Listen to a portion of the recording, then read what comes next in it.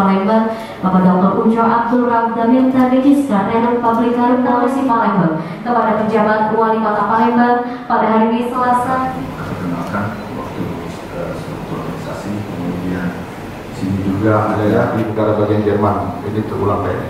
Oke, lanjut. Jadi narasumber kegiatan masyarakat berpenghasilan rendah kita itu terhambat.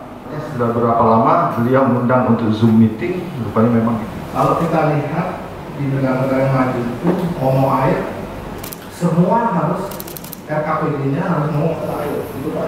Ya. Tidak ada yang nggak ngomong air. Kenapa? Karena itu adalah layanan dasar. Bagaimana caranya?